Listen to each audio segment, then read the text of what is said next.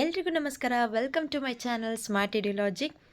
ಈ ವಿಡಿಯೋದಲ್ಲಿ ನಾನು ನಿಮಗೆ 6ನೇ ತರಗತಿಯ ಗಣಿತ ಪ್ರಕಾಶ ವಿಷಯದ 2ನೇ ಪಾಠ ಆಗಿರುವಂತಹ ರೇಖೆಗಳು ಮತ್ತು ಕೋನಗಳು ಪಾಠನ ಡಿಸ್ಕಸ್ ಮಾಡ್ತಾ ಇದ್ದೀನಿ. ಈ ಪಾಠದ ಪೇಜ್ ನಂಬರ್ 11ರಿಂದ 14ವರೆಗೂ ಬರುವಂಥ ಎಲ್ಲ ಟಾಪಿಕ್ಸನ್ನು ಡಿಸ್ಕಸ್ ಮಾಡ್ತಾ ಇದ್ದೀನಿ. ಹಾಗೆ ಪ್ರಶ್ನೆಗಳಿಗೆ ವಿವರಣಾತ್ಮಕ ಉತ್ತರವನ್ನು ಈ ವಿಡಿಯೋದಲ್ಲಿ ನಾನು ನಿಮಗೆ ನೀಡ್ತಾ ಇದ್ದೀನಿ. ಮೊದಲನೇ ಚಾಪ್ಟರಲ್ಲಿ ಬರುವಂತಹ ಟಾಪಿಕ್ಕು ಹಾಗೆ ಪ್ರಶ್ನೆಗಳಿಗೆ ವಿವರಣಾತ್ಮಕ ಉತ್ತರ ನಾನು ಆಲ್ರೆಡಿ ಅಪ್ಲೋಡ್ ಮಾಡಿದ್ದೀನಿ ನನ್ನ ಯೂಟ್ಯೂಬ್ ಚಾನಲಲ್ಲಿ. ನೀವೇನಾದರೂ ನೋಡಿಲ್ಲ ಅಂದರೆ ನೋಡ್ಬೋದು. ಹಾಗೆ ನನ್ನ ಚಾನಲ್ನ ಫಸ್ಟ್ ಟೈಮ್ ನೀವು ನೋಡ್ತಾ ಇದ್ದರೆ ಪ್ಲೀಸ್ ಸಬ್ಸ್ಕ್ರೈಬ್ ಮಾಡಿ, ಸಪೋರ್ಟ್ ಮಾಡಿ. ಇವತ್ತಿನ ಟಾಪಿಕನ್ನು ಸ್ಟಾರ್ಟ್ ಮಾಡೋಣ. ರೇಖೆಗಳು ಮತ್ತು ಕೋನಗಳು. ಈ ಅಧ್ಯಾಯದಲ್ಲಿ ಬಿಂದುಗಳು, ರೇಖೆಗಳು, ಕಿರಣಗಳು, ರೇಖಾಖಂಡಗಳು ಮತ್ತು ಕೋನಗಳು ಸೇರಿದಂತೆ ಕೆಲವು ಜ್ಯಾಮಿತಿಯ ಮೂಲಭೂತ ಕಲ್ಪನೆಗಳನ್ನು ನಾವು ಅನ್ವೇಷಿಸುತ್ತೇವೆ. ಈ ಕಲ್ಪನೆಗಳು ಸಮತಲ ಜ್ಯಾಮಿತಿಯ ಮೂಲಭೂತ ಅಂಶಗಳಾಗಿವೆ.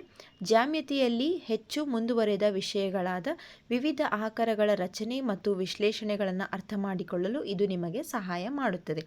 ಅಂದರೆ ಇದೊಂದು ಜಾಮೆಟ್ರಿ ಟಾಪಿಕ್ ಆಗಿರೋದ್ರಿಂದ ಈ ಒಂದು ಪಾಠದಲ್ಲಿ ನಾವೇನು ಮಾಡ್ತೀವಿ, ಬಿಂದು, ರೇಖೆ, ಕಿರಣ, ರೇಖಾಖಂಡ, ಕೋನಗಳು ಎಲ್ಲದರ ಬಗ್ಗೆನೂ ಏನು ಮಾಡ್ತೀವಿ, ಅದರ ಒಂದು ಕಲ್ಪನೆ, ಅದರ ಟಾಪಿಕ್ ಬಗ್ಗೆ ಏನದು ಅನ್ನೋದನ್ನು ಈ ಪಾಠದಲ್ಲಿ ನೀವು ಕಲಿತೀರ.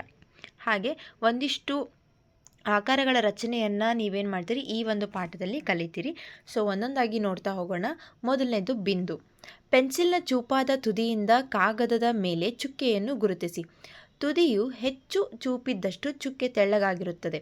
ಈ ಚಿಕ್ಕ ಚುಕ್ಕೆಯು ನಿಮಗೆ ಒಂದು ಬಿಂದುವಿನ ಕಲ್ಪನೆಯನ್ನು ನೀಡುತ್ತದೆ. ಒಂದು ಬಿಂದು ನಿಖರವಾದ ಸ್ಥಾನವನ್ನು ನಿರ್ಧರಿಸುತ್ತದೆ, ಆದರೆ ಅದಕ್ಕೆ ಉದ್ದ, ಅಗಲ ಅಥವಾ ಎತ್ತರವಿಲ್ಲ. ಒಂದು ಬಿಂದುವಿನ ಕೆಲವು ಮಾದರಿಗಳನ್ನು ಮುಂದೆ ನೀಡಿದೆ. ಈ ಬಿಂದು ಅಂದರೆ ಏನು ಅಂತಂದರೆ, ಈಗ ನೀವೊಂದು ಪೆನ್ಸಿಲ್ನ ಫುಲ್ ಶಾರ್ಪ್ ಮಾಡ್ತೀರಿ. ಶಾರ್ಪಾಗಿ ಚೂಪಾಗಿ ಕೆತ್ತಿದಾಗ ಅದರ ತುದಿಯಿಂದ ನೀವು ಒಂದು ಚುಕ್ಕೆನ ಹಿಂಗೆ ಇಟ್ಟರೆ ಏನಾಗುತ್ತೆ, ಅದು ನಿಮಗೇನು ಈ ರೀತಿಯಾಗಿ ಕಾಣಿಸುತ್ತೆ. ಅದೇ ನೀವು ಎಷ್ಟು ಶಾರ್ಪ್ ಮಾಡ್ತೀರೋ ಅಷ್ಟು ನಿಮ್ಗೆ ಏನಾಗುತ್ತೆ ಅಂದರೆ ಒಂದು ಚುಕ್ಕಿ ಸಣ್ಣದಾಗಿ ಬರುತ್ತೆ. ಅಥವಾ ನೀವು ಶಾರ್ಪ್ ಮಾಡಿಲ್ಲ ಅಂತಂದರೆ ಸ್ವಲ್ಪ ದಪ್ಪವಾಗಿ ನಿಮ್ಗೇನಾಗುತ್ತೆ, ಚುಕ್ಕೆ ಕಾಣಿಸುತ್ತೆ. ಇಲ್ಲಿ ಎಕ್ಸಾಂಪಲ್ಸ್ ಕೊಟ್ಟಿದ್ದಾರೆ. ನಿಮ್ಮ ಕೈವಾರದ ತುದಿ ಈ ಕಡೆದ ಪಾಯಿಂಟ್ ಏನಿರುತ್ತಲ್ಲ, ಅದು ಎಷ್ಟು ಚೂಪಾಗಿರುತ್ತೆ ನೋಡಿರಿ. ಅದರಿಂದ ಬುಕ್ಕಲ್ಲಿ ಒಂದು ಹಿಂಗೆ ಚುಚ್ಚಿ ಅವಾಗ ಒಂದು ಸಣ್ಣ ಚುಕ್ಕಿ ಥರ ಕಾಣಿಸುತ್ತೆ. ಓಕೆನಾ. ಇದೊಂದು ನಿರ್ದಿಷ್ಟವಾದ ಸ್ಥಾನವನ್ನು ನಮಗೇನು ಮಾಡ್ತೈತಿ, ನಿರ್ಧರಿಸುತ್ತೆ. ಆಮೇಲೆ ಸೂಜಿಯ ತುದಿ ಎಷ್ಟಿರುತ್ತೆ ನೋಡಿರಿ, ಚೂಪಾಗಿ ಒಂದು ಇರುತ್ತಲ್ಲ, ಅದು ಒಂದು ಬಿಂದು ಅಂತ ಹೇಳ್ಬೋದು. ನೀವು ಅಕಸ್ಮಾತಾಗಿ ಪೆನ್ಸಿಲನ್ನು ಶಾರ್ಪ್ ಮಾಡಲಿಲ್ಲ, ಮೊಂಡಾಗಿತ್ತಂದರೆ ಈ ರೀತಿಯಾಗಿ ದಪ್ಪವಾಗಿ ಕಾಣಿಸುತ್ತೆ. ಇದು ಬಿಂದು ಆಗಲ್ಲ. ಯಾಕಂದರೆ ಇಲ್ಲೇನು ಹೇಳಿದರೆ ಅದಕ್ಕೆ ಉದ್ದ, ಅಗಲ ಅಥವಾ ಯಾವುದೇ ಎತ್ತರವಿಲ್ಲ. ನೀವೇನಾದ್ರು ದಪ್ಪ ಮಾಡಿ ಸ್ವಲ್ಪ ಹಿಂಗೆ ಮಾಡಿದ್ರಂದರೆ ಅದಕ್ಕೆ ಉದ್ದ ಸ್ವಲ್ಪ ಅದೇನಾಗುತ್ತೆ, ವೃತ್ತದ ಥರ ಏನಾಗುತ್ತೆ, ಶೇಪ್ ಹೊಂದುತ್ತೆ. ಹಾಗಾಗಿ ಬಿಂದು ಅಂದ್ರೇನು, ಅದು ಒಂದು ನಿಖರವಾದ ಸ್ಥಾನವನ್ನು ನಿರ್ಧರಿಸುತ್ತೆ, ಒಂದು ಸ್ಥಾನವನ್ನು ಹೇಳುತ್ತೆ. ಹಾಗೆ ಅದಕ್ಕೆ ಯಾವುದೇ ಉದ್ದ, ಅಗಲ, ಎತ್ತರ ಇಲ್ಲ. ಒಂದು ಹಾಳೆಯ ಮೇಲೆ 3 ಬಿಂದುಗಳನ್ನು ಗುರುತಿಸಿದರೆ ನೀವು ಈ 3 ಬಿಂದುಗಳನ್ನು ಪ್ರತ್ಯೇಕಿಸಬೇಕಾಗಬಹುದು. ಇದಕ್ಕಾಗಿ ಪ್ರತಿ ಬಿಂದುವನ್ನು G, Z, P ಮತ್ತು T ನಂತಹ ಇಂಗ್ಲಿಷ್ ಅಕ್ಷರದಿಂದ ಸೂಚಿಸಬಹುದು. ಈ ಬಿಂದುಗಳನ್ನು ಬಿಂದು Z, ಬಿಂದು P ಮತ್ತು ಬಿಂದು T ಎಂದು ಓದಲಾಗುತ್ತದೆ. ಸಹಜವಾಗಿ ಚುಕ್ಕೆಗಳು ನಿಖರವಾದ ಸ್ಥಾನಗಳನ್ನು ಪ್ರತಿನಿಧಿಸುತ್ತವೆ ಮತ್ತು ಅತ್ಯಂತ ತೆಳ್ಳಗಿರುತ್ತವೆ ಎಂದು ಊಹಿಸಬೇಕು. ಸೊ ಈಗ ನೀವು ಒಂದು ಪೇಪರಲ್ಲಿ ಒಂದೇನಾದರೂ ಬಿಂದುವನ್ನು ಹಿಂಗೆ ಹಾಕಿದರೆ ಅದಕ್ಕೆ ಸುಮ್ಮನೆ ಬಿಡೋಂಗಿಲ್ಲ, ಅದಕ್ಕೊಂದು ಹೆಸರು ಕೊಡಬೇಕಾಗತ್ತೆ. ನೀವು ಇಂಗ್ಲೀಷ್ ಕ್ಯಾಪಿಟಲ್ ಲೆಟ್ರಲ್ಲಿ ABC ಅಥವಾ D ಏನಾದರೂ ಕೊಡ್ಬೋದು. ಯಾಕೆ ಹೇಳ್ರಿ, ಅದಕ್ಕೊಂದು ಹೆಸರು ಬೇಕು. ಈಗ ನೀವು ಅಲ್ಲೊಂದು ಬಿಂದು ಇದೆ ಅಂತಂದ್ರೆ ಅದು ಯಾವ ಬಿಂದು ಯಾವುದಾದ್ರೂ ಆಗಿರ್ಬೋದು. ಓಕೆ, ಮುಂದೆ ನೀವು ರೇಖೆಗಳ ಬಗ್ಗೆ ಎಲ್ಲ ಕಲಿತೀರಲ್ಲ. ಸೊ ಬಿಂದು ಅಂತಂದರೆ ಅದಕ್ಕೊಂದು ಹೆಸರು ಇರಬೇಕು. ಹೆಸರಿದ್ದಾಗ ಮಾತ್ರ ಅದು ನಮ್ಮನ್ನೇ ಯಾವ ಬಿಂದು ಏನು ಅಂತ ಹೇಳಿ ಓದೋಕ್ಕಾಗತ್ತೆ. ಸೊ ಇದು ಹೆಂಗೆ ಓದ್ತೀವಿ, ಬಿಂದು A, ಬಿಂದು B, ಬಿಂದು Z, ಬಿಂದು C, ಬಿಂದು T ಅಂತ ಹೇಳಿ ಈ ಥರ ಓದ್ತೀವಿ. ಆಮೇಲೆ ನಾವು ಹೇಳಿದ ಹಾಗೆ ಇಲ್ಲಿ ಬಿಂದು ಏನು ಮಾಡುತ್ತೆ, ಒಂದು ನಿರ್ದಿಷ್ಟ ನಿಖರವಾದ ಸ್ಥಾನವನ್ನು ಪ್ರತಿನಿಧಿಸ್ತೈತಿ ಅಂತ ಹೇಳಿದ್ವಲ್ಲ. ಸೊ ಅದೇ ರೀತಿ ಬಿಂದು A ಅಂದರೆ ಎಲ್ಲಿ, ಇಲ್ಲಿದೆ ಅಂತಂದು ಹೇಳಿ ನಾವು ನೋಡ್ಬೋದು. ಬಿಂದು Z ಅಂದ್ರೇನು, ಇಲ್ಲಿದೆ, ಪೇಪರಲ್ಲಿ ಇಲ್ಲಿದೆ ಅಂತ ಹೇಳಿ ನಾವು ತೋರಿಸ್ತೀವಿ. ಸೊ ಅದೇನು ಮಾಡುತ್ತೆ, ಬಿಂದು ಅಂದರೆ ಒಂದು ನಿರ್ದಿಷ್ಟ ಸ್ಥಾನವನ್ನು ತೋರಿಸುತ್ತೆ. ಹಾಗೆ ಅತಿ ಚಿಕ್ಕದಾಗಿ ತೆಳ್ಳಗಾಗಿರುತ್ತೆ ಅಂತಂದು ಹೇಳಿ ನಾವು ಊಹಿಸಬೇಕು ಬಿಂದು ಅಂದರೆ.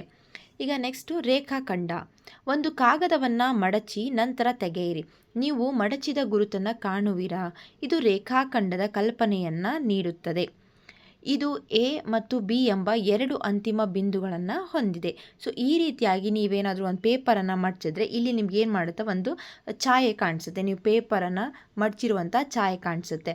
ಇದಕ್ಕೆ ಏನಿದೆ, ಒಂದು ತುದಿ, ಒಂದು ಲಾಸ್ಟ್ ಎಂಡ್ ಅನ್ನೋದು ಇರುತ್ತೆ, ಹೌದಾ? ಸೊ ಅದೇ ರೀತಿ ಇದು ರೇಖಾಖಂಡ, ಇದು ಲೈನ್ ಅಂತ ಅಂದ್ಕೊಂಡ್ರೆ ಇದಕ್ಕೆ 2 ಅಂತ್ಯ ಬಿಂದುಗಳು ನಮಗೆ ಬರುತ್ತೆ. ಇದರ ಅರ್ಥ ರೇಖಾಖಂಡಕ್ಕೆ ಏನಿರುತ್ತೆ, 2 ಅಂತ್ಯ ಬಿಂದು ಇರುತ್ತೆ. ಇದು ಕೊನೆ ಅನ್ನೋದು ಇರುತ್ತೆ, ಅರ್ಥ ಆಯ್ತಾ? ಸೊ ಕೊನೆ ಅನ್ನೋದು ಇರುತ್ತೆ ಅನ್ನೋದು ಈ ಒಂದು ಪೇಪರ್ ಮಡಚುವಿಕೆಯಿಂದ ನಮಗೊಂದು ಕಲ್ಪನೆಯನ್ನು ಕೊಡಿಸುತ್ತೆ. ಎ ಮತ್ತು ಬಿ ಎಂಬ 2 ಅಂತಿಮ ಬಿಂದುಗಳು, ಇಲ್ಲೊಂದು ಎ ಬಿ ಮುಗಿತಿದ್ದು, ಇದರಿಂದ ನೆಕ್ಸ್ಟ್ ರೇಖಾಖಂಡ ಆ ಕಡೆ ಹೋಗಲ್ಲ. ರೇಖಾಖಂಡಕ್ಕೆ 2 ಅಂತಿಮ ಬಿಂದುಗಳು, ಶುರು ಬಿಂದು ಮತ್ತು ಅಂತಿಮ ಬಿಂದು ಎರಡನ್ನೂ ಹೊಂದಿರುತ್ತೆ. ಒಂದು ಹಾಳೆಯ ಮೇಲೆ ಎ ಮತ್ತು ಬಿ 2 ಬಿಂದುಗಳನ್ನು ಗುರುತಿಸಿ ಎ ಅನ್ನು ಬಿಗೆ ಸಂಪರ್ಕಿಸಲು ವಿವಿಧ ರೀತಿಗಳಲ್ಲಿ ಪ್ರಯತ್ನಿಸಿ. ಇಲ್ಲಿ ಅವರು ಮಾಡಿದ್ದಾರೆ. ಹೆಂಗೆ ಮಾಡ್ಯಾರೆ, ಇಲ್ಲಿ ಎ ಸ್ಟಾರ್ಟ್ ಆಗೈತಿ, ಇಲ್ಲಿ ಬಿ ಇದೆ. ಇದನ್ನು ನಾವು ಈ ರೀತಿ ಹೋಗ್ಬೋದು, ಈ ಥರ ಜಿಗ್ಜ್ಯಾಗಲ್ಲಿ ಹೋಗ್ಬೋದು, ಹಿಂಗೆ ಹೋಗ್ಬೋದು ಮತ್ತು ಹಿಂಗೆಲ್ಲ ಹೋಗ್ಬೋದು. ಅತಿ ಕಡಿಮೆ ದೂರ ಇರೋ ಮಾರ್ಗ ಯಾವುದು ಎದಿಂದ ಬಿಗೆ ಅಂತ ನೋಡಿದಾಗ ಅದು ಅತಿ ಕಡಿಮೆ ದೂರ ಯಾವುದಿರ ಅಂತಂದ್ರೆ ಅದೇ ಏನಾಗಿರುತ್ತೆ, ನಮ್ಮ ರೇಖಾಖಂಡ. ಎ ಇಂದ ಬಿಗೆ ಇರುವ ರೇಖಾಖಂಡ ಎಂದು ಕರೀತೀವಿ. ಇಲ್ಲೇನು ಕಮ್ಮಿ ಇದೈತಲ್ಲ, ಇದು ರೇಖಾಖಂಡ ನೋಡ್ರಿ. ಇದು ಹಿಂಗೆ ಹೋಗೋದ್ರಿಂದ ಏನಾಗುತ್ತೆ, ದೂರ ಆಗುತ್ತೆ. ಆಮೇಲೆ ತುಂಬ ದೂರ, ಇದು ಹಿಂಗೆ ಸ್ಟ್ರೇಟ್ ಬೇಗ ರೀಚ್ ಆಗಿಬಿಡ್ತೀವಿ. ಇಲ್ಲಿ ನಿಮ್ಮ ಸ್ಕೂಲು, ಇಲ್ಲಿ ನಿಮ್ಮ ಮನೆ ಅಂತಂದರೆ ಮನೆಯಿಂದ ಸ್ಕೂಲಿಗೆ ನೀವೇನು ಮಾಡ್ತೀರಿ, ಆರಾಮ ಬೇಗ. ಇದು ಹಿಂಗೆ ಅಲ್ಲಲ್ಲಿ ಹೋಗಿ ಬರೋದೇನಾಗುತ್ತೆ, ಲೇಟ್ ಆಗುತ್ತೆ. ಸೊ ಯಾವುದು ಅತಿ ಕಡಿಮೆ ದೂರ ಇರುತ್ತಲ್ಲ 2 ಬಿಂದುವಿಗೆ, ಅದೇ ನಮ್ಮ ರೇಖಾಖಂಡ ಆಗಿರುತ್ತೆ ಅಂತ ಹೇಳಿ ಕರಿಬೇಕು. ಇದನ್ನು ನಾವು ಎ ಬಿ ಅಂತ ಹೇಳಿ ಮೇಲೊಂದು ಲೈನ್ ಈ ಥರ ಹಾಕಬೇಕು. ಅಥವಾ ಬಿ ಎ ಬಿ ಅಂತನಾದರೂ ಓದ್ಬೋದು, ಬಿ ಎ ಅಂತನಾದರೂ ಓದ್ಬೋದು. ಈ ರೀತಿಯಾಗಿ ನಾವೇನು ಮಾಡ್ತೀವಿ, ಸೂಚಿಸ್ತೀವಿ. ಎ ಮತ್ತು ಬಿ ಬಿಂದುಗಳನ್ನು ರೇಖಾಖಂಡ ಎ ಬಿಯ ಅಂತಿಮ ಬಿಂದುಗಳು. ಏನಂದರೆ ಇಲ್ಲಿ ಇದನ್ನ ಯಾವ ರೀತಿ ಬರಿತೀವಿ ಅಂತಂದರೆ, ಇಲ್ಲಿ ಎ ಬಿಂದು ಇದೆ, ಹೌದಾ? ಇದು ಅಂತಿಮ ಬಿಂದು, ಇದೊಂದು ಅಂತಿಮ ಬಿಂದು, ಇವೆರಡು ಕೊನೆ ಬಿಂದುಗಳಲ್ವ. ಸೊ ಅದು ನಾವೇನು ಮಾಡ್ತೀವಿ, ಎ ಮತ್ತು ಬಿ ಅಂತ ಬರಿಬೇಕು. ಮೇಲೆ ಈ ಥರ ಲೈನ್ ಹಾಕಿದರೆ ರೇಖಾಖಂಡ ಎ ಬಿ, ಇದು ರೇಖಾಖಂಡವನ್ನು ಸೂಚಿಸುತ್ತಿದ್ದ ಲೈನ್ ಮೇಲಿಂದು ಈ ಥರ ಹಾಕಿದರೆ ಅಂದರೆ ಏನು, ಅದಕ್ಕೆ ಕೊನೆ ಅನ್ನೋದಿದೆ, ಲಾಸ್ಟ್ ಪಾಯಿಂಟ್ ಅನ್ನೋದಿದೆ. ಇದೊಂದು ರೇಖಾಖಂಡ ಎ ಬಿ, ಇವೆರಡು ಅಂತಿಮ ಬಿಂದುಗಳು. ಇದು ಹಿಂಗೆ ಬರೆದು ಎ ಬಿ ಅಂತ ಬರೆದ್ರೆ ನಾವು ಹೆಂಗೆ ಓದಬೇಕು, ರೇಖಾಖಂಡ ಎ ಬಿ ಅಂತ ಹೇಳಿ ಓದಬೇಕು. ಸೊ ಇದು ನಮ್ಮ ರೇಖಾಖಂಡ, ಇದಕ್ಕೆ ಅಂತಿಮ ಬಿಂದುಗಳು ಇರ್ತಾವು ಅಂತ ಹೇಳಿ ನೆನ್ಪಿಟ್ಕೊಳ್ರಿ. ನೆಕ್ಸ್ಟ್ ಬರೋದು ರೇಖೆ. ಎ ಇಂದ ಬಿಗೆ ಇರುವ ರೇಖಾಖಂಡ ಅಂದರೆ ಎ ಬಿ, ಈ ಥರ ಸೂಚಿಸ್ತೀವಿ. ಓಕೆ, ಇದನ್ನು ಎ ಇಂದ ಒಂದು ದಿಕ್ಕಿನಲ್ಲಿ ಮತ್ತು ಬಿ ಇಂದ ಇನ್ನೊಂದು ದಿಕ್ಕಿನಲ್ಲಿ ಯಾವುದೇ ಅಂತ್ಯವಿಲ್ಲದೆ ವೃದ್ಧಿಸಿದೆ. ಸೊ ಇಲ್ಲಿಂದ ಇಲ್ಲಿವರೆಗೂ ಒಂದು ರೇಖಾಖಂಡ ಇದೆ, ಹೌದಾ? ಬಿ ಇಂದ ಮತ್ತೆ ಇಲ್ಲಿ ಮುಂದುವರ್ಸರ, ಎ ಇಂದ ಈ ಕಡೆ ಮುಂದುವರ್ಸರ ಅಂತ ಹೇಗೆ ಗೊತ್ತಾಯಿತು, ಇಲ್ಲಿರುವಂಥ ಬಾಣದ ಗುರುತು. ಸೊ ಇಲ್ಲಿ ಬಾಣದ ಗುರುತಿಂದ ನಮಗೇನು ಗೊತ್ತಾಗ್ತೈತಿ ಅಂತಂದರೆ, ಈ ಒಂದು ರೇಖೆ ಇದೊಂದು ಬಿ ಇಂದ, ಈ ಬಿ ಬಿಂದುವಿಂದ ಇನ್ನೂ ಹಿಂಗೆ ಹೊಂಟೈತಿ, ಎ ಬಿಂದುವಿಂದ ಮತ್ತು ಇದು ಲೈನ್ ಇನ್ನೂ ವೃದ್ಧಿಯಾಗಿದೆ, ಬೆಳ್ಕೊಂತ ಹೊಂಟೈತಿ. ಹಾಗಂದರೆ ಇದೇನು ರೇಖೆ. ಯಾಕಂದರೆ ರೇಖೆಗೆ ಯಾವುದೇ ಒಂದು ಅಂತ್ಯ ಬಿಂದು ಮತ್ತು ಪ್ರಾರಂಭ ಬಿಂದು ಅನ್ನೋದಿರೋದಿಲ್ಲ. ಅದು ಒಟ್ಟಿನಲ್ಲಿ ಏನಿರುತ್ತೆ ಅಂದರೆ 2 ಬಿಂದುಗಳ ಮುಖಾಂತರ, ಒಂದಿಷ್ಟು ಬಿಂದುಗಳ ಮೂಲಕ ಹಾದು ಹೋಗಿರುತ್ತೆ. ಇದಕ್ಕೆ ಕೊನೆ ಅನ್ನೋದೇ ಇರಲ್ಲ, ಈ ಕಡೆನೂ ಕೊನೆ ಇಲ್ಲ, ಈ ಕಡೆನೂ ಕೊನೆ ಅನ್ನೋದು ಇಲ್ಲ. ಎ ಮತ್ತು ಬಿ 2 ಬಿಂದುಗಳ ಮೂಲಕ ಹಾದು ಹೋಗುವ ರೇಖೆಯನ್ನು ಎ ಬಿ ಎಂದು ಬರೆಯಲಾಗುತ್ತೆ. ನೋಡ್ರಿ, ಈ ಒಂದು ಎ ಬಿ ಅಂತ ಐತಲ್ಲ, ರೇಖಾಖಂಡದ ಮೇಲೆ ನಾವೇನು ಮಾಡಿದ್ವಿ, ಎ ಬಿ ಅಂತ ಬರೆದು ಹಿಂಗೊಂದು ಲೈನ್ ಹಾಕಿದ್ವಿ. ಇದರ ಮೇಲೆ ಏನು ಬರೀಬೇಕು, ಈ ಕಡೆ ಒಂದು ಹಿಂಗೆ ಆ್ಯರೋ ಮಾರ್ಕನ್ನು ಹಾಕಬೇಕು, ಬಾಣದ ಗುರುತು. ಯಾಕಂದ್ರೆ ಈ ಕಡೆಯಿಂದನೂ ಇನ್ನೂ ವೃದ್ಧಿ ಆಗತ್ತೈತಿ, ಈ ಕಡೆಯಿಂದನೂ ಲೈನ್ ಹಿಂಗೆ ಹೊಂಟೈತಿ, ಇದಕ್ಕೆ ಅಂತ್ಯ ಅನ್ನೋದಿಲ್ಲ. ಆದರೆ ಇದ್ರ ಮೇಲೆ ಆ ಥರ ಬಾಣದ ಗುರುತು ಆಗಲಿಲ್ಲ. ಇದು ರೇಖಾಖಂಡ, ಇದು ರೇಖೆಯನ್ನು ಸೂಚಿಸುವುದು. ಇದು 2 ದಿಕ್ಕುಗಳಲ್ಲಿ ಅಂತ್ಯವಿಲ್ಲದಂತೆ ವಿಸ್ತರಿಸುತ್ತೆ. ಇಲ್ಲಿ ಯಾವುದೇ ಅಂತ್ಯ ಇಲ್ಲ, ಇನ್ನೂ ಹೊಂಟೈತಿ ಅಂತ ಅರ್ಥ ಇದಕ್ಕೆ. ಕೆಲವೊಮ್ಮೆ ರೇಖೆಯನ್ನು ಎಲ್ ಅಥವಾ ಎಂನಂಥ ಅಕ್ಷರದಿಂದ ಸೂಚಿಸಲಾಗುತ್ತದೆ. ಯಾಕೆ ಹಿಂಗಂದ್ರೆ ಇಲ್ಲಿ ಪಾಯಿಂಟ್ಸ್ನ ಕೊಟ್ಟಿದ್ದಾರೆ ಅವರು. ಇದ್ರ ಮೇಲೆ ಅಕಸ್ಮಾತ್ ಪಾಯಿಂಟ್ ಕೊಟ್ಟಿಲ್ಲ ಅಂದರೆ ನಾವು ಎಮ್ ಅಂತ ಸೂಚಿಸ್ಬೋದು, ರೇಖೆ ಎಲ್ ಅಂತಲೂ ನಾವು ಏನು ಮಾಡ್ಬೋದು, ಆ ರೇಖೆಯನ್ನು ಹೆಸರಿಸಬಹುದು ಎಲ್ ಮತ್ತು ಎಮ್ನಿಂದ. ಯಾವುದೇ 2 ಬಿಂದುಗಳು ಅವೆರಡರ ಮೂಲಕ ಹಾದು ಹೋಗುವ ಅನನ್ಯ ರೇಖೆಯನ್ನು ನಿರ್ಧರಿಸುತ್ತದೆ ಎಂಬುದನ್ನು ಗಮನಿಸಿ. ಇಲ್ಲಿ ಈಗ ಏನಾಗೈತೆ ಅಂದರೆ 2 ಬಿಂದುವನ್ನು ಕೊಟ್ಟಿದ್ದಾರೆ ಅವರು. ಇಲ್ಲಿ ಏನಾಗಿದೆ, ಎರಡೇ ಹೆಸರು ಕೊಟ್ಟಾರೆ. ಅಕಸ್ಮಾತ್ ಇಲ್ಲೊಂದು ಪಾಯಿಂಟ್ ಇತ್ತು, ಇದಕ್ಕೆ ಪಿ ಅಂತ ಕೊಟ್ಟರೆ ಎ ಪಿ ಅನ್ನೋ ಒಂದು ಲೈನು, ಎ ಪಿ ಅಂತಲೂ ಕೂಡ ನಾವು ಇದನ್ನು ಬರಿಬಹುದು ಈ ಥರ. ಆಮೇಲೆ ಪಿ ಬಿ ಅಂತಲೂ ಕೂಡ ನಾವೇನು ಮಾಡ್ಬೋದು, ಈ ಒಂದು ರೇಖೆನ ಹೆಸರಿಸ್ಬೋದು. ಯಾಕಂದರೆ ಈ ಒಂದು ಲೈನ್ ಹಿಂಗೊಂದು ಹಾಕ್ಯಾರಂದರೆ ಇಲ್ಲಿ ತುಂಬ ಪಾಯಿಂಟ್ಸ್ಗಳಿರ್ತವೆ, ಒಂದು ರೇಖೆ ಮೇಲೆ ತುಂಬ ಬಿಂದುಗಳು ಇರ್ತವೆ. ಸೊ ಯಾವುದೇ ಎರಡು ಬಿಂದು ನಾವೇನು ಮಾಡ್ಬೋದು, ಅವೆರಡರ ಮೂಲಕ ಹಾದು ಹೋಗಿತ್ತಂದರೆ ಇಲ್ಲಿ ಅನನ್ಯ ರೇಖೆಗಳಿದಾವೆ. ಓಕೆ, ಗೊತ್ತಾಯ್ತಾ? ಸೊ ಈಗ ಇನ್ನೊಮ್ಮೆ ಹೇಳ್ತೀನಿ ನೋಡ್ರಿ. ಇಲ್ಲೊಂದು ರೇಖೆ ಕೊಟ್ಟು ಒಂದು ರೇಖೆ ಚಿತ್ರನ ಹಾಕಿರ್ತೀನಿ. ಇಲ್ಲಿರೋವಂಥ ತುಂಬ ಪಾಯಿಂಟ್ಸ್, ತುಂಬ ಬಿಂದುಗಳಿದಾವೆ ಇಲ್ಲಿ, ಹೌದಾ? ಇಲ್ಲಿ ಏನಂತ, ಇದಕ್ಕೆ ಎ ಅಂತ ಕೊಡ್ತೀರಿ, ಇದಕ್ಕೆ ಬಿ, ಇದು ಸಿ, ಇದು ಡಿ, ಇದು ಇ, ಇದು ಎಫ್. ಇಲ್ಲಿ ಎಷ್ಟು ರೇಖೆ ಅಂತಂದರೆ ಇಲ್ಲಿ ಎದಿಂದ ಇದು ಯಾವುದಕ್ಕೆ ಇದೊಂದು ಪ್ರಾರಂಭ ಮತ್ತು ಅಂತ್ಯ ಬಿಂದು ಅನ್ನೋದಿಲ್ಲ. ಒಟ್ಟು ಏನಾಗಿದೆ, ಇವಿಷ್ಟು ಬಿಂದುಗಳ ಮುಖಾಂತರ ಈ ಲೈನ್ ಹಾದೋಗೈತಿ. ಸೊ ಎಷ್ಟು ರೇಖೆ ಏನಂತ ಹೆಸರು ಕೊಡ್ಬೋದು? ಎ ಬಿ ಅನ್ನೋ ಒಂದು ಲೈನ್ ಆಗಿರ್ಬೋದಾ? ಎ ಬಿ ಅನ್ನೋದು ಲೈನ್ ಹೌದು, ಯಾಕಂದ್ರೆ ಅವೆರಡರ ಮುಖಾಂತರ ಲೈನ್ ಹಾದೋಗೈತಿ. ಬಿ ಸಿನೂ ಕೂಡ ಹೌದು, ಯಾಕಂದ್ರೆ ಅದು ಅವೆರಡು ಬಿಂದುಗಳ ಮೂಲಕನೂ ಹಾದು ಹೋಗಿದೆ. ಸಿ ಡಿ ಕೂಡ ಹೌದು, ಡಿ ಇ ಹೌದು, ಎ ಮತ್ತು ಡಿ ಹೌದು. ಈ ರೀತಿ ನಾವು ಅನನ್ಯ ರೇಖೆಗಳನ್ನು ಒಂದು ರೇಖೆಯ ಮೇಲೆ ನಾವು ಹೆಸರಿಸಬಹುದು. ಯಾಕಂದರೆ ಎರಡು ಬಿಂದುಗಳ ಮೂಲಕ ಹಾದು ಹೋಗ್ಬೇಕು. ಅದು ರೇಖೆ ಅಂದ್ರೇನು, ಎರಡು ಬಿಂದುಗಳ ಮೂಲಕ ಹಾದು ಹೋಗಬೇಕು. ಅದು ಯಾವುದೇ ಒಂದು ಅಂತಿಮ ಅನ್ನೋದು ಇಲ್ಲ. ಅರ್ಥ ಆಯ್ತಾ? ಸೊ ನೆಕ್ಸ್ಟ್ ನೋಡೋಣ, ಕಿರಣ ಅಂದರೆ ಏನು? ಕಿರಣಗಳು. ಈಗ ಕಿರಣಗಳು ಅಂತಂದಾಗ ನಮಗೆ ನೆನಪಾಗೋದು ಸೂರ್ಯನ ಕಿರಣಗಳು. ನೋಡೋಣ ಈಗ. ಕಿರಣವು ರೇಖೆಯ ಒಂದು ಭಾಗವಾಗಿದ್ದು ಅದು ಒಂದು ಬಿಂದುವಿನಿಂದ, ಅಂದರೆ ಕಿರಣದ ಆರಂಭಿಕ ಬಿಂದು ಎಂದು ಕರೀತೀವಿ, ಆರಂಭವಾಗಿ ಅದೇ ದಿಕ್ಕಿನಲ್ಲಿ ಅಂತ್ಯವಿಲ್ಲದಂತೆ ಚಲಿಸುತ್ತದೆ. ಕಿರಣಕ್ಕೆ ಕೆಲವು ಮಾದರಿಗಳನ್ನು ಮುಂದೆ ನೀಡಿದೆ. ಸೊ ಇಲ್ಲಿ ಒಂದಿಷ್ಟು ಮಾದರಿ ಕೊಟ್ಟಿದ್ದಾರೆ. ಇಲ್ಲಿ ನೋಡ್ರಿ, ಇಲ್ಲಿ ಏನು ಎಕ್ಸ್ಪ್ಲೇನ್ ಮಾಡ್ಬೋದು. ಫಸ್ಟ್ ಈಗ ನಾವು ಸೂರ್ಯ ಅನ್ನೋದು ಗೊತ್ತಲ್ವಾ, ಸೂರ್ಯ ಇಲ್ಲಿದೆ, ಹೌದಾ? ಇಲ್ಲಿ ಸೂರ್ಯ ಇದೆ ಅಂದರೆ ಇದರಿಂದ ಕಿರಣಗಳು ಹಾದು ಹೊಂಟವೆ. ಹಾದು ಹೊಂಟಿಲ್ಲ, ಕಿರಣಗಳು ಇದರಿಂದ ಹೊಂಟಿದಾವೆ, ಹೌದಾ? ಈ ಕಿರಣಗಳು ಎಲ್ಲಿ ಮುಗಿತಾವು ಅಂತ ಗೊತ್ತಾ? ಇಲ್ಲ. ಆದರೆ ಆರಂಭಿಕ ಬಿಂದು ಮಾತ್ರ ಗೊತ್ತಾ? ಅದು ಎಲ್ಲಿ? ಸೂರ್ಯ. ಇದು ಆರಂಭಿಕ ಬಿಂದು, ಇದರಿಂದ ಹೋಗ್ತಿರುವಂಥ ಒಂದು ಲೈನು, ಇದಕ್ಕೆ ಯಾವುದೇ ಅಂತ್ಯ ಇಲ್ಲ. ಇದನ್ನೇ ನಾವೇನಂತೀವಿ, ಕಿರಣಗಳು ಅಂತ ಕರಿತೀವಿ. ಇದಕ್ಕೆ ಒಂದು ಆರಂಭಿಕ ಬಿಂದು ಇರುತ್ತೆ, ಒಂದು ಬಿಂದುವಿನಿಂದ ಆರಂಭವಾಗಿ, ಈ ಬಿಂದುವಿನಿಂದ ಆರಂಭವಾಗಿ ಅಂತ್ಯವಿಲ್ಲದಂತೆ ಇದೇನಾಗುತ್ತೆ, ಚಲಿಸುತ್ತೆ. ಈಗ ಟಾರ್ಚಲ್ಲೂ ಕೂಡ ಆಗಿರ್ಬೋದು. ಈಗ ನಾವು ಟಾರ್ಚಲ್ಲಿ ನೋಡ್ರಿ, ಇಲ್ಲಿಂದ ಸ್ಟಾರ್ಟ್ ಆಗ್ತದೆ, ಇದು ಆರಂಭಿಕ ಬಿಂದು. ಇಲ್ಲಿಂದ ಏನಾಗುತ್ತೆ, ನೆಕ್ಸ್ಟು ಕಿರಣಗಳು ಹೋಗ್ತಾವೆ. ಎಲ್ಲಿವರೆಗೂ ಹೋಗುತ್ತೆ ಗೊತ್ತಾಗುತ್ತಾ? ಇಲ್ಲ. ಸೊ ಇದು ಆರಂಭ ಬಿಂದು, ಇದೇನಾಗುತ್ತಾ, ಅದರಿಂದ ಹೋಗ್ತಿರುವಂಥ ಒಂದು ಕಿರಣಗಳು. ಇದು ಎಲ್ಲಿಗೆ ಹೋಗಿ ಮುಟ್ಟುತ್ತೆ ಗೊತ್ತಿಲ್ಲ. ಅದೇ ಥರ ದೀಪಸ್ತಂಭ, ಲೈಟ್ ಹೌಸಿಂದ ಬರುವಂಥ ಕಿರಣಗಳು. ಇಲ್ಲಿ ಲೈಟ್ ಹತ್ತಿದೆ ಅಂತಂದರೆ ಇಲ್ಲಿಂದ ಹಿಂಗೆ ಹೋಗ್ತಿರುತ್ತೆ ಕಿರಣಗಳು, ಬೆಳಕು ಹೋಗ್ತಿರ್ತೈತಿ. ಸೊ ಇದು ಆರಂಭಿಕ ಬಿಂದು, ಇದು ಹೋಗ್ತಿರುವಂಥ, ಅದರಿಂದ ಹೋಗ್ತಿರುವಂಥ ಕಿರಣಗಳು. ಇದಕ್ಕೂ ಕೂಡ ಏನಿರಲ್ಲ, ಒಂದು ಅಂತ್ಯ ಅನ್ನೋದು ಇರೋದಿಲ್ಲ. ಆದರೆ ಇಲ್ಲೊಂದು ಪಾಯಿಂಟ್ ಹೇಳಿದ್ದಾರೆ. ಏನಂತ ಹೇಳಿದ್ದಾರೆ? ಕಿರಣವು ರೇಖೆಯ ಒಂದು ಭಾಗವಾಗಿದ್ದು, ಇದು ಒಂದು ರೇಖೆ. ಇದೊಂದು ರೇಖೆ ಅಂದರೆ ಇಲ್ಲಿ ಇದು ಕಿರಣ, ಇಲ್ಲಿ ಒಂದು ಎ ಅಂತ ಇದೆ, ಇಲ್ಲಿ ಬಿ ಅಂತ ಇದೆ. ಸೊ ಎ ಬಿ ಅನ್ನೋದು ಕೂಡ ಒಂದು ಕಿರಣ, ಇದು ಒಂದು ರೇಖೆ, ಹೌದಾ? ಎ ಬಿ ಅಂತ ಹೇಳಿ ನೀವು ಈ ಥರ ಹೆಸರಿಸಿದ್ರೆ ಎ ಇಂದ ಶುರುವಾಗಿ ಬಿ ಮೂಲಕ ಹಾದು ಹೋಗಿದೆ ಅಂತ ಅರ್ಥ. ಇದು ಕೂಡ ಕಿರಣಕ್ಕೆ ಒಂದು ಉದಾಹರಣೆ. ಲೈನಲ್ಲಿ, ಒಂದು ರೇಖೆಯಲ್ಲೂ ಕೂಡ ಏನಾಗಿರುತ್ತೆ, ನಮಗೆ ಕಿರಣಗಳು ದೊರಕುತ್ತೆ. ಯಾಕಂದರೆ ಎದಿಂದ ಶುರುವಾಗಿದೆ. ಅದನ್ನು ನಾವು ರೇಖೆಯನ್ನು ಸೂಚಿಸಬೇಕಂದ್ರೆ ಎ ಬಿ ಅಂತ ಬರೆದು ಈ ರೀತಿಯಾಗಿ ಮಾಡ್ತೀವಿ. ಎ ಬಿ ಮೂಲಕ ಹಾದು ಹೋಗಿದೆ ಅಂತ ಇದೊಂದು ಆ್ಯರೋ ಮಾರ್ಕ್ ನಮ್ಗೆ ತೋರಿಸುತ್ತೆ, ಓಕೆನಾ? ಆದರೆ ಇಲ್ಲಿ ಬರೆಯೋದು ಎದಿಂದ ಶುರುವಾಗಿ ಬಿ ಮೂಲಕ ಹಾದೋಗಿ ಅಂತ್ಯವಿಲ್ಲದಂತೆ ಅದೇನಾಗೈತಿ, ಹೊಂಟಿದೆ ಅಂತ ಹೇಳಿ ತೋರಿಸುತ್ತೆ. ಅರ್ಥ ಆಯ್ತಾ? ಈಗ ನೆಕ್ಸ್ಟ್ ನೋಡೋಣ. ಕಿರಣದ ರೇಖಾಚಿತ್ರವನ್ನು ಇಲ್ಲಿ ತೋರಿಸಿದ್ದಾರೆ. ಅದರ ಮೇಲೆ ಎರಡು ಬಿಂದುಗಳನ್ನು ಗುರುತಿಸಿದೆ. ಒಂದು ಆರಂಭಿಕ ಬಿಂದು ಇಲ್ಲಿದೆ, ಓಕೆನಾ? ಸೊ ಆರಂಭಿಕ ಬಿಂದು ಎ ಇಲ್ಲಿಂದ ಸ್ಟಾರ್ಟ್ ಆಗಿ, ಮತ್ತು ಇನ್ನೊಂದು ಕಿರಣದ ಪಥದಲ್ಲಿರುವ ಒಂದು ಪಿ ಆಗಿದೆ. ಕಿರಣವನ್ನು ನಾವು ಹೆಂಗೆ ಬರಿತೀವಿ? ಎ ಮತ್ತು ಪಿ ಅಂತ ಬರಿತೀವಿ. ಮೇಲೆ ಈ ರೀತಿ ಹಾಕ್ತೀವಿ, ಯಾಕಂದರೆ ಇದು ಆರಂಭಿಕ ಬಿಂದು ತೋರಿಸುತ್ತೆ, ಇದು ಅಂತ್ಯವಿಲ್ಲದಂತೆ ಮುಂದೆ ಸಾಗಿದೆ ಅಂತ ತೋರಿಸ್ತೀವಿ. ರೇಖಾಖಂಡವನ್ನು ಈ ರೀತಿಯಾಗಿ ಬರಿತೀವಿ. ಲೈನ್ ರೇಖೆಯನ್ನು ಹಿಂಗೆ ಬರೆದು ಮೇಲೆ ಎರಡು ಕಡೆ ಬಾಣದ ಗುರುತು, ಕಿರಣವನ್ನು ಈ ರೀತಿ ಜಸ್ಟ್ ಹಿಂಗೆ ಮಾಡಿ ಹಿಂಗೆ ಬರಿತೀವಿ.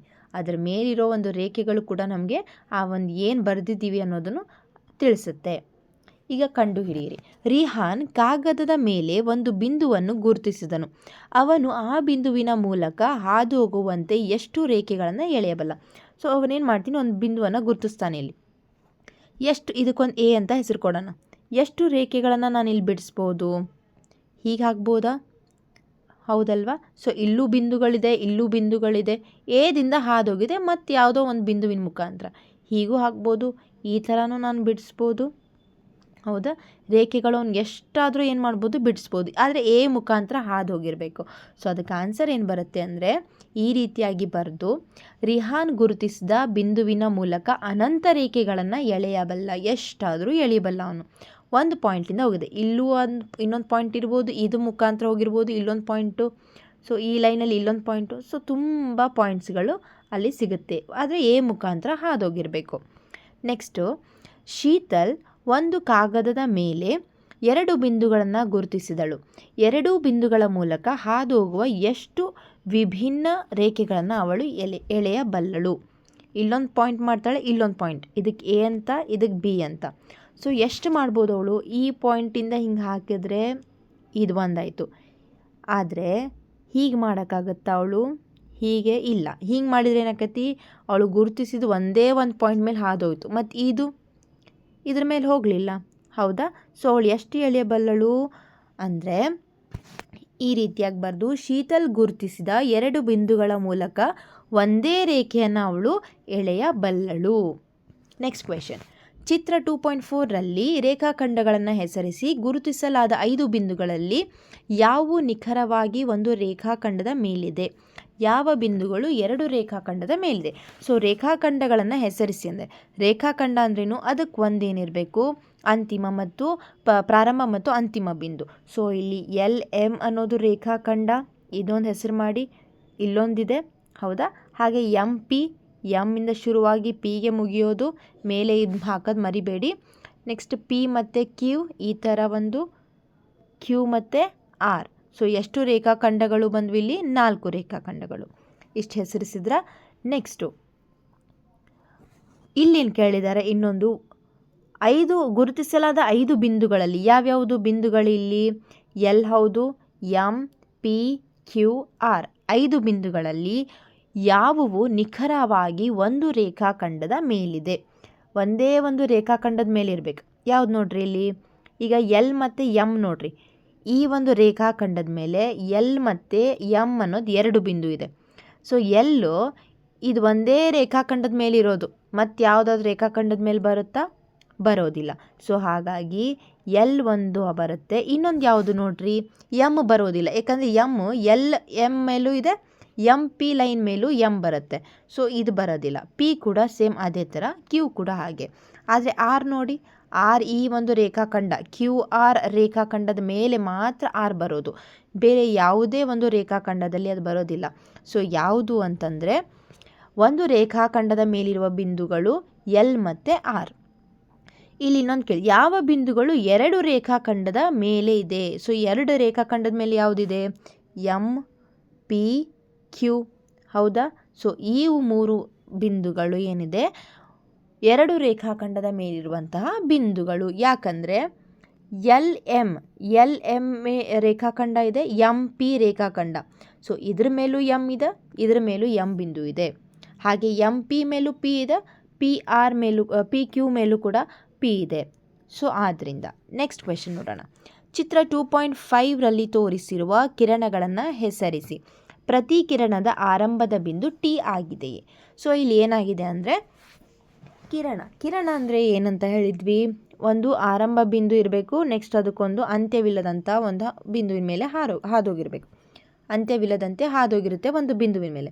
ಸೊ ಇಲ್ಲಿ ನಾವೇನು ನೋಡ್ತೀವಿ? ಈಗ T ಅನ್ನೋದು ಒಂದು ಆರಂಭ ಬಿಂದು ಅಂತ ತೊಗೊಂಡ್ರೆ, T ಇಂದ A ಹೌದಾ? ಇದು ಕಿರಣ ಹೌದಾ?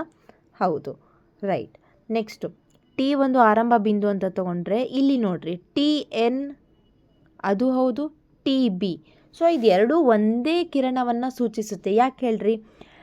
ಕಿರಣ ಅಂದರೆ ಏನಿಲ್ಲೀಗ ಅಂತಂದರೆ, T ಇಂದ ಶುರುವಾಗಿ ಒಂದು ಅಂತ್ಯವಿಲ್ಲದಂಥ ಒಂದು ಲೈನನ್ನು ತೋರಿಸುತ್ತೆ. ಇದು B, ಈಗ ಟಿ ಎನ್ ಅಂತ ಹೇಳಿದ್ರೆ ಇದು ಬಿ ಮುಖಾಂತರನೇ ಹಾದು ಹೋಗ್ಬೇಕು, ಹೌದಲ್ವಾ? ಸೊ ಟಿ ಬಿ ಅಂದರೆ ಎನ್ ಮುಖಾಂತರನೇ ಹಾದು ಹೋಗಬೇಕು. ಸೊ ಒಂದೇ ರೇಗೆ ಎರಡೂ ಉತ್ತರಗಳು ಬರುತ್ತೆ. ಸೊ ಒಂದೇ ಒಂದು ನೀವು ಟಿ ಎನ್ ಅಂತ ಬರೆದ್ರು ಕರೆಕ್ಟ್ ಕಿರಣ, ಟಿ ಬಿ ಅಂದ್ರೂ ಅದೇ, ಎರಡು ಒಂದೇ ಆಗುತ್ತೆ, ಹೌದಾ? ಆದರೆ ಇಲ್ಲಿ ಇನ್ನೊಂದು ಕಿರಣ ಇದೆ, ಯಾವುದಂದರೆ ಎನ್ನಿಂದ ಬಿ. ಎನ್ ಶುರು ಬಿಂದು ಅಂತ ಅಂದ್ಕೊಂಡ್ರೆ ಹೀಗೆ ಹೋಗುತ್ತೆ, ಇದು ಬಿ ಮುಖಾಂತರ ಹಾದು ಹೋಗಿ, ನಾನು ಆಗಲೇ ನಿಮಗೆ ಹೇಳಿದ ಹಾಗೆ ಎಲ್ಲಿ ಇದರ ಕಿರಣಗಳ ಒಂದು ಪರಿಚಯ ಮಾಡುವಾಗ ಇಲ್ಲಿ ನಾವು ಓದಿದ್ವಿ ಏನಂದರೆ ಕಿರಣವು ರೇಖೆಯ ಒಂದು ಭಾಗವಾಗಿದ್ದು ಅಂತ ಹೇಳಿ. ಸೊ ಅದೇ ಥರ ಇಲ್ಲಿ ನೋಡ್ರಿ, ಟಿ ಎನ್ ಅನ್ನೋದು ಟಿ ಇದೊಂದು ರೇಖೆ ಅಂತ ಅಂದ್ಕೊಂಡ್ರೆ ಈ ಎನ್ ಬಿ ಒಂದು ಕಿರಣ ಆಗುತ್ತಲ್ವ, ರೇಖೆಯ ಒಂದು ಭಾಗ ಅಲ್ವಾ? ಆದ್ದರಿಂದ ಸೊ ಇಲ್ಲಿ ಯಾವ್ಯಾವ ಕಿರಣಗಳು ಬರ್ತಾವಂದರೆ ಟಿ ಎ ಹೌದು, ಟಿ ಬಿ ಹೌದು, ಹಾಗೆ ಎನ್ ಬಿ ಕೂಡ ಒಂದು ರೇಖೆ. ಇನ್ನೊಂದು ಕ್ವಶನ್ ಏನು ಕೇಳಿದರೆ, ಪ್ರತಿ ಕಿರಣದ ಆರಂಭದ ಬಿಂದು ಟಿ ಆಗಿದೆಯೇ? ಇಲ್ಲ, ಪ್ರತಿ ಕಿರಣದ ಆರಂಭ ಬಿಂದು ಟಿ ಆಗಿಲ್ಲ. ಯಾಕಂದರೆ ಇಲ್ಲಿ ಎನ್ ಬಿ ಅಂತ ಏನಿದೆ ಅಲ್ಲ, ಸೊ ಎನ್ ಬಿ ಹೀಗೆ ಬರಿತೀವಿ. ಸೊ ಇಲ್ಲಿ ಆರಂಭ ಬಿಂದು ಯಾವುದು? ಎನ್ನಿಂದ ಶುರುವಾಗಿ ಬಿ ಮೂಲಕ ಹಾದೋಗಿದೆ. ಸೊ ಇಲ್ಲಿ ಎನ್ ಬಿಯ ಆರಂಭ ಬಿಂದು ಟಿ ಅಲ್ಲ. ಅರ್ಥ ಆಯ್ತಾ? ನಾವು ಆರಂಭದ ಬಿಂದು ಯಾವತ್ತೂ ನಾವು ಮೊದಲಿಗೆ ಅದ್ರ ಹೆಸರು ಬರಿಬೇಕು. ಇಲ್ಲಿ ಎನ್ ಅನ್ನೋದೇನು, ಎನ್ನಿಂದ ಶುರುವಾಗಿ ಬಿ ಮೂಲಕ ಹಾದು ಹೋಗಿದೆ. ನೆಕ್ಸ್ಟ್ ಕ್ವೆಶನ್, ಮುಂದಿನವುಗಳಲ್ಲಿ ಪ್ರತಿಯೊಂದನ್ನು ವಿವರಿಸಲು ಕರಡು ಚಿತ್ರ ಬರೆದು ಹೆಸರಿಸಿ. ಒ ಪಿ ರೇಖಾಖಂಡ ಮತ್ತು ಒ ಕ್ಯೂ ರೇಖಾಖಂಡಗಳು ಮೇಲಿರೋದು, ರೇಖಾಖಂಡಗಳು ಅಲ್ಲ, ರೇಖೆ. ಒ ಪಿ ರೇಖೆ ಹಾಗೆ ಒ ಕ್ಯೂ ರೇಖೆ ಎರಡೂ ಏನಾಗಿರಬೇಕು, ಓನಲ್ಲಿ ಸಂಧಿಸಬೇಕು ಅಂತ ಹೇಳಿದ್ದಾರೆ. ಸೊ ಇದು ಓ ಅಂದ್ಕೊಂಡ್ರೆ ಕ್ಯೂ ನೋಡೋಣ ಯಾವ ರೀತಿ ಬರುತ್ತೆ. ಸೊ ಇಲ್ಲಿ ಓ ಇದೆ, ಒ ಪಿ ಹಿಂಗೊಂದು ಹೋಗಿದೆ, ಇದು ಅಂತ್ಯವಿಲ್ಲದಂಗೆ ಎರಡು ಕಡೆ. ಒ ಕ್ಯೂ ಈ ರೀತಿ ಹೋಗಿದೆ, ಸೊ ಅಂತ್ಯವಿಲ್ಲದೆ ಹಿಂಗೆ ಹೋಗಿದ್ದಾವು. ಆಮೇಲೆ ಏನಾಗೈತಿ, ಓನಲ್ಲಿ ಸಂಧಿಸಿದೆ. ಈ ರೀತಿಯಾಗಿ ನೀವು ಬಿಡಿಸ್ಕೋಬಹುದು. ಬಿ, ಎಕ್ಸ್ ವೈ ರೇಖೆ ಮತ್ತು ಪಿ ಕ್ಯೂ ರೇಖೆಗಳು ಎಂ ಬಿಂದುವಿನಲ್ಲಿ ಛೇದಿಸುತ್ತದೆ. ಅದಕ್ಕೆ ನಾನಿಲ್ಲಿ ಎಕ್ಸ್ ವೈ ಅನ್ನೋದು ಒಂದು ರೇಖೆ ಇದೆ, ಇದನ್ನು ಹಿಂಗೆ ಬರ್ಕೊಳ್ಳಿ. ಎಕ್ಸ್ ವೈ ಅನ್ನೋ ರೇಖೆ ಮತ್ತು ಪಿ ಕ್ಯೂ ಅನ್ನೋ ಒಂದು ರೇಖೆ ಎಮ್ನಲ್ಲಿ ಛೇದಿಸುತ್ತೆ ಅಂದಾಗ ಈ ರೀತಿಯಾಗಿ ನಾವು ಹೆಸರಿಸಬೇಕು. ಈ ರೀತಿಯಾಗಿ ಎಕ್ಸ್ಟೆಂಡ್ ಮಾಡ್ಕೊಳ್ಳಿ.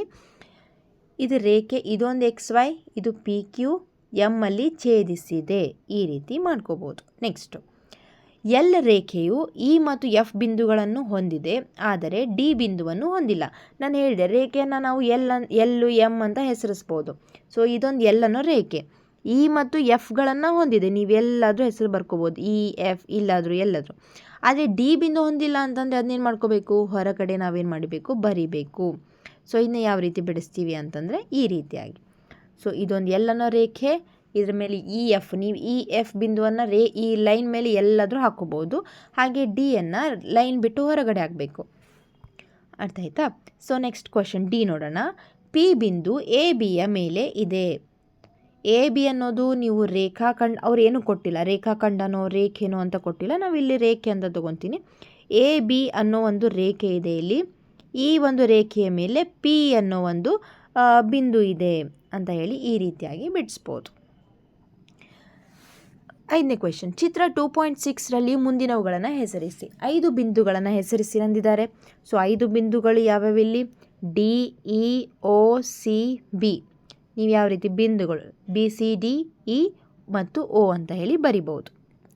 ಒಂದು ರೇಖೆಯನ್ನು ಹೇಳಬೇಕಿಲ್ಲಿ. ಇಲ್ಲಿ ಒ ಸಿ ಅನ್ನೋ ಒಂದು ರೇಖೆ ಆಗುತ್ತಾ? ಆಗೋದಿಲ್ಲ, ಯಾಕಂದರೆ ಅದಕ್ಕೆ ಸ್ಟಾರ್ಟಿಂಗ್ ಪಾಯಿಂಟ್ ಅಂತ ಇದೆ. ಈ ರೀತಿಯಾಗಿ ಅದು ಎಕ್ಸ್ಟೆಂಡ್ ಇಲ್ಲಿನೂ ವೃದ್ಧಿ ಆಗಿಲ್ಲ. ನಾವೇನಂತ ಲೈನಿಗೆ ಏನಂತ ಓದಿದ್ವಿ, ಅದಕ್ಕೆ ಯಾವುದೇ ಅಂತಿಮ ಪ್ರಾರಂಭ ಬಿಂದು ಇರೋದಿಲ್ಲ, ಹಿಂಗೆ ಸುಮ್ಮನೆ ಹೋಗ್ತಿರ್ತದೆ ಅದು ಲೈನ್.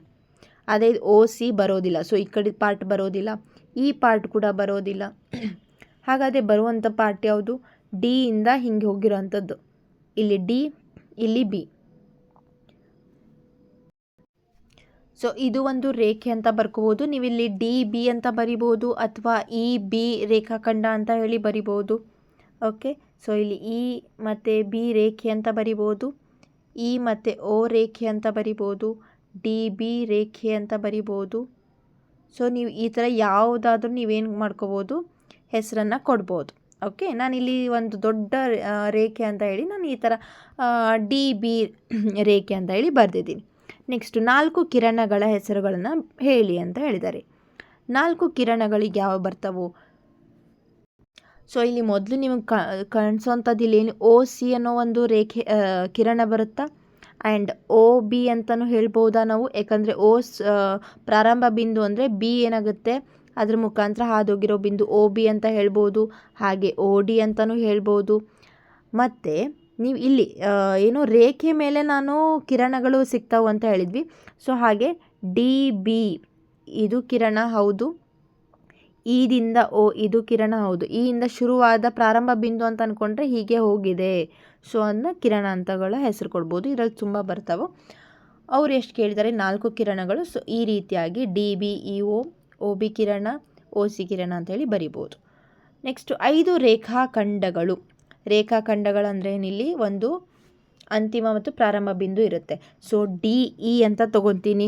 ಈ ರೇಖೆಯಲ್ಲಿ ಇದೊಂದು ರೇಖಾಖಂಡ, ಇ ಮತ್ತು ಓ ಒಂದು ರೇಖಾಖಂಡ, ಓ ಮತ್ತು ಬಿ ಒಂದು ರೇಖಾಖಂಡ, ಓ ಮತ್ತು ಸಿ ಒಂದು ರೇಖಾಖಂಡ. ಓ ಸಿ ಅಂತ ಬರೆದಿದ್ದೀವಿ ಅಂದರೆ, ಹಿಂಗೆ ಬರೆದಿದ್ದೀವಿ ಅಂದರೆ ಇದು ಪ್ರಾರಂಭ ಬಿಂದು, ಅಂತಿಮ. ಇಷ್ಟು ನಾವು ಕಟ್ ಮಾಡ್ಕೊಂಡು ಇದನ್ನು ರೇಖಾಖಂಡ ಅಂತ ಅಂದ್ಕೊಂಡಿದ್ದೀವಿ ಅಂತ ಹೆಸರಿಸ್ತಿದ್ದೀವಿ ಅಂತ ಅಂದ್ಕೋಬೇಕು. ಸೊ ಅದಕ್ಕೆ ಆನ್ಸರ್ ಏನು? D E E O B ರೇಖಾಖಂಡ, ಓ ಸಿ ರೇಖಾಖಂಡ, ಡಿ ಬಿ ರೇಖಾಖಂಡ ಅಂತ ಹೇಳಿ ಬರುತ್ತೆ. ಮುಂದಿನ ಪ್ರಶ್ನೆ, ಇಲ್ಲಿ ಒಂದು ಕಿರಣ ಓ ಎ ಇದೆ. ಇದು ಓನಲ್ಲಿ ಆರಂಭವಾಗಿ, ಇಲ್ಲಿಂದ ಆರಂಭವಾಗಿ ಎ ಬಿಂದುವಿನ ಮೂಲಕ ಹಾದು ಹೋಗುತ್ತೆ. ಸೊ ಇದು ಒಂದು ಕಿರಣ ಅಂತ ಹೇಳಿದ್ದಾರೆ. ಇದು ಬಿ ಬಿಂದುವಿನ ಮೂಲಕವೂ ಹಾದು ಹೋಗುತ್ತದೆ, ಹೌದಲ್ವಾ? ಸೊ ಬಿ ಬಿಂದುಗಳ ಮೂಲಕನೂ ಇದೇನಾಗಿದೆ, ಹಾದು ಹೋಗಿದೆ. ಕ್ವಶನ್ ಏನು ಕೇಳಿದ್ದಾರೆ ಅಂದರೆ ಇಲ್ಲಿನ ಅವರು, ನೀವು ಇದನ್ನು ಓ ಬಿ ಎಂದು ಹೆಸರಿಸಬಹುದೇ? ಓ ಎ ಒಂದು ಕಿರಣ ಹೌದು, ಓ ಬಿ ಅಂತಲೂ ನಾವು ಬರಿಬಹುದಾ? ಬರಿಬಹುದು. ಯಾಕಂದರೆ ಓದಿಂದ ಶುರುವಾಗಿ ಬಿ ಮೂಲಕನೂ ಹಾದು ಹೋಗಿದೆ ಅಲ್ವಾ, ಅವ್ರು ಇಲ್ಲೇ ಕೊಟ್ಟಿದ್ದಾರೆ ಬಿ ಮೂಲಕವೂ ಹಾದು ಹೋಗಿದೆ ಅಂತ ಕೊಟ್ಟಿದ್ದಾರೆ. ಸೊ ಬಿ ಮೂಲಕ ಹಾದು ಹೋಗಿದೆ ಅಂದರೆ ಶುರು ಬಿಂದು ಓ ಬಿ ಅಂತಲೂ ನಾವೇನು ಮಾಡ್ಬೋದು, ಬರಿಬಹುದು. ಸೊ ಆನ್ಸರ್ ಹೌದು, ಓ ಎಯನ್ನು ಓ ಬಿ ಕಿರಣ ಎಂದು ಬರೆಯಬಹುದು. ಯಾಕಂದರೆ ಓ ಎ ಕಿರಣವು ಓ ಬಿಂದುವಿಂದ ಶುರುವಾಗಿ ಬಿ ಬಿಂದು ಮೂಲಕವೂ ಹಾದು ಹೋಗಿದೆ. ನೆಕ್ಸ್ಟ್ ಬಿ ಕ್ವೆಶನ್ ನೋಡೋಣ. ನಾವು ಓ A Kiran O ಎಯನ್ನು A O ಕಿರಣ ಎಂದು ಬರೆಯಬಹುದೇ? ಎ ಓ ಅಂತ ನಾವು ಬರಿಬಹುದಾ? ಏಕೆ ಅಥವಾ ಏಕೆ ಇಲ್ಲ? ಯಾಕೆ ಬರಿಬೋದಾ ನಾವು ಹೇಳ್ರಿ ನೋಡೋಣ. ಓ ಎ ಅಂತ ಕಿರಣ ಇದೆ, ಇದನ್ನು ನಾವು ಎ ಓ ಅಂತ ಉಲ್ಟಾ ಮಾಡಿ ಬರಿಬಹುದಾ? ಬರೆಯೋಕ್ಕಾಗಲ್ಲ. ಯಾಕಂದರೆ ನಾವು ಮೊದಲಿಗೆ ಏನು ಮಾಡ್ತೀವಿ, ಆರಂಭ ಬಿಂದುವನ್ನ ಬರಿತೀವಿ. ಇದು ಎ ಓದಿಂದ ಬರ್ತಾ ಇಲ್ಲ, ಓ ಎದಿಂದ ಹೊಂಟಿದೆ. ಓ ಇಲ್ಲಿ ಆರಂಭ ಬಿಂದು. ಸೊ ನಾವು ಫಸ್ಟ್ ಓ ಅನ್ನು ಬರಿತೀವಿ, ಎ ಮೂಲಕ ಹಾದು ಹೋಗಿದೆ ಅಂತ. ಸೊ ಅದಕ್ಕೆ ನಾವು ಎ ಓ ಅಂತ ಬರೆಯೋಕ್ಕಾಗಲ್ಲ. ಇಲ್ಲ, ಕಿರಣಗಳ ಹೆಸರನ್ನು ಬರೆಯುವಾಗ ನಾವು ಮೊದಲು ಪ್ರಾರಂಭದ ಬಿಂದುವನ್ನು ಬರಿಬೇಕು. ಈ ಚಿತ್ರದಲ್ಲಿ ಪ್ರಾರಂಭ ಬಿಂದು ಓ ಆಗಿದೆ, ಹಾಗಾಗಿ ಕಿರಣ ಓ ಎಯನ್ನು ಎ ಓ ಎಂದು ಬರೆಯಲು ಆಗೋದಿಲ್ಲ. ನಾವು ಆದರೆ ರೇಖೆಯನ್ನು ನಾವು ಬರಿಬಹುದು. ಹೀಗೊಂದು ರೇಖೆ ಇದೆ ಅಂದ್ರೆ ಇಲ್ಲಿ ಎ ಮತ್ತು ಬಿ, ಇದನ್ನು ನಾವು ಎ ಬಿ ರೇಖೆ ಅಂತಲೂ ಅನ್ಬೋದು ಇದು ಹೆಸರು ಕೊಟ್ಟಾಗ, ಅಥವಾ ಬಿ ಎ ಅಂತಲೂ ಬರಿಬೋದು. ಯಾಕಂದರೆ ಇದಕ್ಕೆ ಆರಂಭ ಮತ್ತು ಕೊನೆ ಬಿಂದು ಅನ್ನೋದಿಲ್ಲ. ಸೊ ಇದನ್ನ ರೇಖೆಯಲ್ಲಿ ನಾವು ಬದಲಾಯಿಸ್ಬೋದು, ರೇಖೆಯನ್ನು ಹೆಸರಿಸುವಾಗ. ಆದರೆ ಕಿರಣದಲ್ಲಿ ನಾವು ಬರೆಯುವಾಗ ನಾವು ಮೊದಲು ಆರಂಭ ಬಿಂದು ಬರೆದು ಆಮೇಲೆ ಅದು ಯಾವ ಬಿಂದುವಿನ ಮೂಲಕ ಹಾದು ಹೋಗ್ತಿದೆಯಲ್ಲ ಹಾಗೆ ಬರಿತೀವಿ. ಅರ್ಥ ಆಯ್ತಾ? ಸೊ ಇದಿಷ್ಟು ಆಗಿತ್ತು ನಮ್ಮ ಸೆಕೆಂಡ್ ಚಾಪ್ಟರ್, 6ನೇ ತರಗತಿಯ ಸೆಕೆಂಡ್ ಚಾಪ್ಟರ್ನ ಫಸ್ಟ್ ಪಾರ್ಟ್, ಅಂದರೆ 11ನೇ ಪೇಜ್ನ 14ನೇ ಪೇಜ್ನ ಅಂತ ಬರುವಂಥ ಟಾಪಿಕ್. ಈ ವಿಡಿಯೋ ನಿಮಗೆ ಇಷ್ಟ ಆಗಿದೆ, ಪ್ಲೀಸ್ ಲೈಕ್ ಮಾಡಿ, ಶೇರ್ ಮಾಡಿ, ಹಾಗೆ ಸಬ್ಸ್ಕ್ರೈಬ್ ಮಾಡೋದನ್ನು ಮರಿಬೇಡಿ. ಪ್ಲೀಸ್ ಸಬ್ಸ್ಕ್ರೈಬ್ ಮಾಡಿ, ಸಪೋರ್ಟ್ ಮಾಡಿ. Thank you so much for watching.